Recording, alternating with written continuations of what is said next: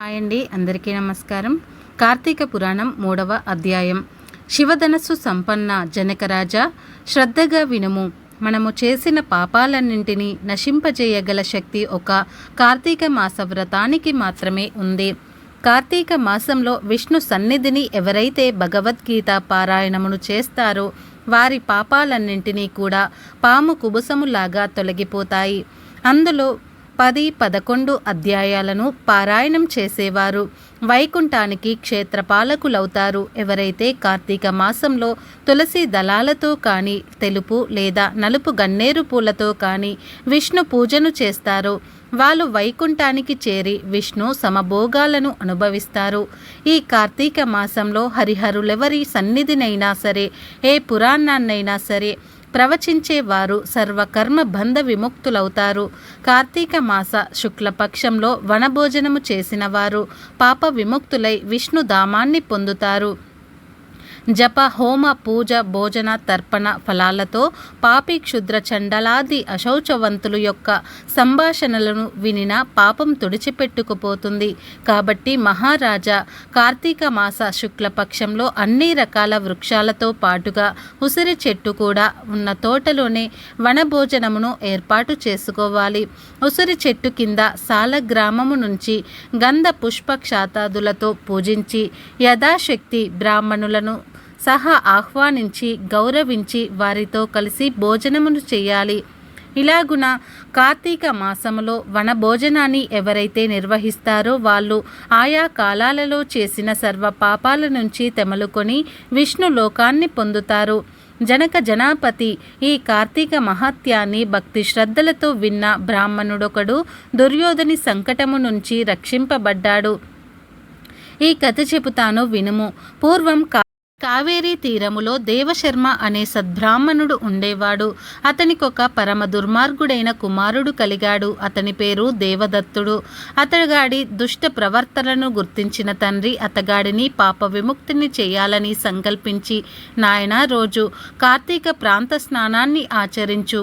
సాయంకాలమున హరి సన్నిధిలో దీపారాధనను చేస్తూ ఉండు.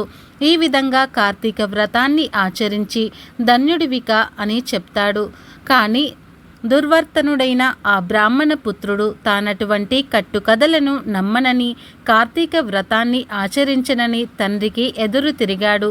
అందుకు కనిసిన దేవశర్మ తన కుమారుడిని అడవిలోని చెట్టు తొర్రలో ఎలుకవై పడి ఉండు అని శపించాడు. ఆ శాపానికి భయపడిన ఆ విప్రవ కుమారుడు తండ్రి పాదాలపై పడి తనకు తరుణోపాయం చెప్పమని కోరగా, ఆ తండ్రి, నాయన, నీవెప్పుడైతే కార్తీక మహత్యాన్ని సంపూర్ణముగా వింటావో అప్పుడే నీ ఎలుక రూపము పోతుందని శాప విముక్తి అనుగ్రహించాడు. పితృశాప కారణంగా అప్పటికప్పుడే మూషిక రూపాన్ని ధరించిన బ్రాహ్మణ యువకుడు గజారణ్యంలో ఫలవంతమైనది, అనేక జంతువుల కాదరభూతమైనది అయిన ఒకానొక మహావృక్ష కోటరములో మనసాగాడు. ఇలా కొంతకాలము గడిచాక ఒకానొకప్పుడు మహర్షి అయిన విశ్వామిత్రుడు శిష్య సమేతంగా కార్తీక స్నానం ఆచరించి వచ్చి ఆ ఎలుక ఉన్న చెట్టు మొదలునందు దవిష్ణుడై తన పరివారానికి పరమ పావనమైన కార్తీక మహత్యాన్ని వినిపించసాగాడు.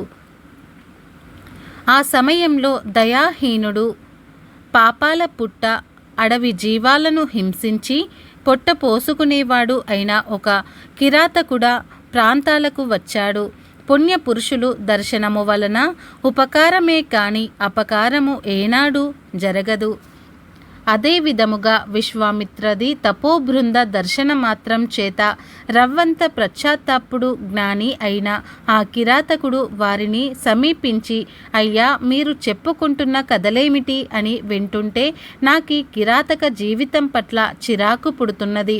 దయచేసి ఈ రహస్యమేమిటో చెప్పండి అనగానే అతనిలో వివేకం విచ్చుకుంటున్న వైనమును గమనించిన విశ్వామిత్రుడు, నాయనా, మేము కార్తీక వ్రతాన్ని ఆచరిస్తున్నాము. ఈ కార్తీక మాసంలో ఎవరైనా సరే తెలిసి కానీ తెలియక కానీ స్నాన దాన జప తప పురాణ శ్రవణమును చేసినట్లయితే వారు వారి సర్వ పాపాల నుంచి విముక్తులవుతారు. ఈ వ్రతాన్ని భక్తితో ఆచరించే వాళ్ళే జీవన్ముక్తులవుతారు అని తెలియజేశాడు. ఈ విధముగా కిరాతకునికి చెబుతున్న కార్తీక మహత్యాన్ని వినడమే తడవుగా తొర్రలోనున్న ఎలుక తన శాపగ్రస్త రూపాన్ని వదిలివేసి పూర్వయువ బ్రాహ్మణ రూపాన్ని పొంది విశ్వామిత్రులకు ప్రణమిల్లి తన పూర్వగాథను వినిపించి ఆ ఋషుల నుండి సెలవు తీసుకుని తన ఆశ్రమానికి తరలిపోయాడు. అనంతరము ఆ కిరాతకుడు కూడా విశ్వామిత్రుడుల వలన కార్తీక మహత్యాన్ని కడకంట తెలుసుకోవటం వలన ఆ జన్మకి కిరాతకుడయ్యి కూడా దేహాంతరణ ఉత్తమ గతులను పొందాడు. కాబట్టి ఓ జనకరాజా, ఉత్తమ గతులను కోరుకునేవారు ప్రయత్నపూర్వకముగానైనా సరే కార్తీక వ్రతం ఆచరించాలి. లేదా కనీసము కార్తీక మహత్యాన్నైనా సరే భక్తిగా శ్రద్ధలతో వినాలి. వశిష్ఠుడు చెబుతున్నాడు, రాజర్షి జనక, ఈ కార్తీక మాసము 30 రోజులు కూడా ఎవరైతే శ్రీ మహావిష్ణువును కస్తూరి గంధాదులతోనూ పంచామృతాలతోనూ అభిషేకిస్తారో వారికి 10,000 అశ్వమేధాలు చేసిన ఫలితం లభిస్తుంది. కార్తీక మాసములో సంధ్యావేళ విష్ణు సన్నిధిలో దీపారాధనమును చేసిన దీపదానము చేసిన వారు విష్ణు లోకాన్ని పొందుతారు. పత్తిని శుభ్రపరిచి దానితో వత్తిని చేసి బియ్యం పిండి లేదా గోధుమ పిండితో ప్రమిదను చేసి ఆవు నేతిని పోసి ఆ పత్తి వత్తిని తడిపి వెలిగించి ఒకానొక సద్బ్రాహ్మణుని ఆహ్వానించి చివరి రోజున వెండి ప్రమిదను వత్తిని చేయించి వాటిని బియ్యం పిండి మధ్యన ఉంచి పూజా నివేదనదులను పూర్తి చేసి బ్రాహ్మణులకు భోజనము పెట్టి అనంతరము తాము స్వయంగా జ్ఞానమును సంపదలను శుభములను కలిగించే దైవ దీపదానాన్ని చేస్తున్నాను. దీని వలన నాకు నిరంతరము శాంతి సుఖము లేర్పడుగాక అని చెప్పుకుంటూ పిండితో సహా ఆ దీపాన్ని ఆ బ్రాహ్మణునికి దానమివ్వాలి. అలా చేసిన వారు అక్షయమైన పుణ్యాన్ని పొందుతారు. ఈ దీపదానము వలన విద్య జ్ఞాన ఆయుర్వృద్ధి అనంతరము సర్వభోగాలు కలుగుతాయి. మనోవాక్కాయ కృత పాపాలన్నీ సమసిపోతాయి. నీ దర్శనార్థమై ఒక కథను వినిపిస్తాను, వినుము. పూర్వం ద్రావిడ దేశములో ఒక అనాథ వితంతువు ఉండేది. ఆమె రోజు భిక్షాటనము చేసి వచ్చిన దానిలో మంచి అన్నమును కూరలను విక్రయించి తాను దూషితాన్నముతో తృప్తి పడుతూ డబ్బును వెనకేయసాగినది. ఇతరుల ఇళ్లలో వంట పనులు కుట్టు పనులు మొదలైనవి చేస్తూ ప్రతిఫలముగా వారి వద్ద కొంత ద్రవ్యాన్ని తీసుకుంటూ ఉండేది. అదిగాక ద్రవ్య భిక్షాటన కూడా చేసేది. ఇలా నిత్య ధనార్జనాలగ్న మానసి అయిన ఆ వితంతువు డబ్బు సంపాదించడమే తప్ప ఏనాడు హరినామస్మరణ చేయటం కానీ హరికథను పురాణాన్ని వినడం కానీ పుణ్యతీర్థ సేవనమును కానీ ఏకాదశి ఉపవాసమును కానీ చేసి ఎరగదు. ఇటువంటి లబ్ధురాలింటికి దైవవాశాన శ్రీరంగ యాత్రికుడైన ఒక బ్రాహ్మణుడు వచ్చి ఆమె స్థితిని చూసి ఆమెకు నరకము తప్పదని గుర్తించి జాలిపడి ఆమెను మంచి దారిలో పెట్టదలిచి, ఓ అమాయకురాలా, నేను చెప్పేది శ్రద్ధగా విని ఆలోచించుకో. ఈ కేవలం చీము నెత్తురు మాంసము ఎముకలతో కూడుకొని సుఖదుఃఖ లంపటమైన ఉన్నదే తప్ప ఈ తోలు శరీరము వట్టి అశాశ్వతమని తెలుసుకో. నేల నీరు నిప్పు నింగి గాలి అనే పంచభూతాత్మకమైనదే ఈ శరీరము.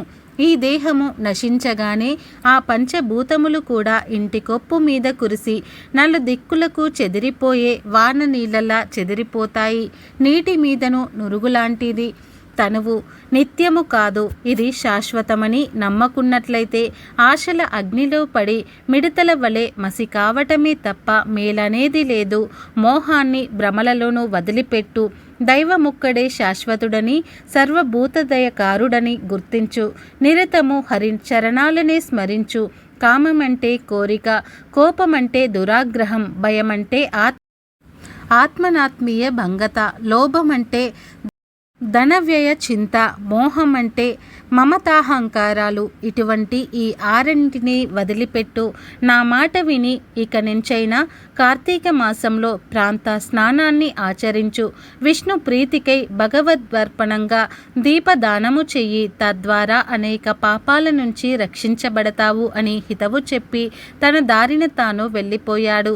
అతగాడి వచోమహిమ వలన ఆమెకు జ్ఞానోదయమైనది. తాను చేసిన పాపాలకై చింతించినది. తాను కూడా కార్తీక వ్రతాన్ని చేయాలని సంకల్పించినది. అందుచేత ఆ సంవత్సరంలో వచ్చిన కార్తీక మాసమునే వ్రతాచరణమును ప్రారంభించినది. సూర్యోదయ వేళకల్లా చన్నీళ్ళ స్నానము, హరిపూజ, దీపాదానము, పిదప పురాణ శ్రవణము, ఈ విధముగా కార్తీక మాసము నెల రోజులు ఆచరించి చివరి రోజున చక్కగా బ్రాహ్మణ సమారాధన కూడా చేసినది. తక్షణమే ఆమె బంధాలు నశించిపోయినదై విగతాసువై బ్రహ్మణారూఢురాలై శాశ్వత స్వర్గ భోగ సౌఖ్యాలను పొందినది.